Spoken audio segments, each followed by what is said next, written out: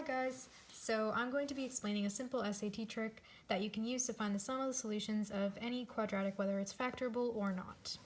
So I wrote out the quadratic formula and the values of a, b, and c here because to solve this you would have to use the quadratic formula. And at first I'm going to show you the long way and then I'm going to show you the trick. So x equals 16 plus or minus the square root of 64 minus 64, since 4ac is 64. And once you calculate it, then you'll get 4 for both solutions. And if you add the two solutions, then you would get 8.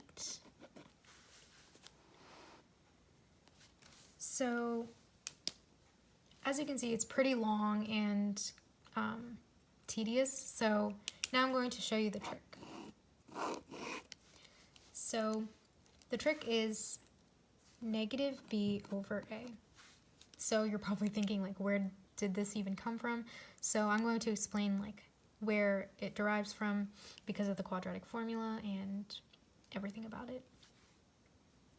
Okay. So negative b is 16, a is 2, so then you get 8, just like we did using the long method.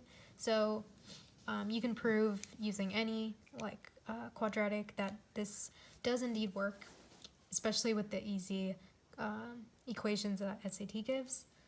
So now I'll explain where it even came from. So let me draw another line here. Okay. So the sum of the solutions I'm going to find in terms of the quadratic formula, and you'll see what I mean by that when I write it out. So I'm just going to say the discriminant b squared minus 4ac, I'm going to represent it by delta. So let's find the sum of solutions in terms of the quadratic formula. Plus square root of delta over 2a. Oh, sorry, that's supposed to be a minus sign. So right here, this is us adding the positive discriminant version and the negative discriminant version of the solutions. So that's the same thing as 4 and 4. In this case, it was the same solutions because this part was 0. So now let's add these two. So since they have the common denominator already, we don't have to change the denominator.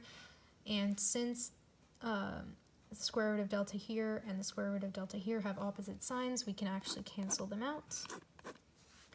And that would end up equaling negative 2b over 2a.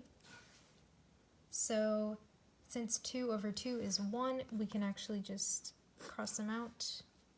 And we've got negative b over a, just like we used right over here.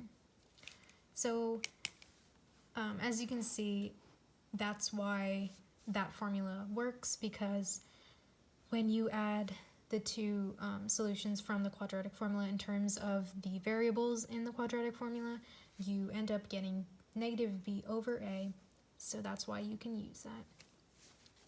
Okay, bye guys.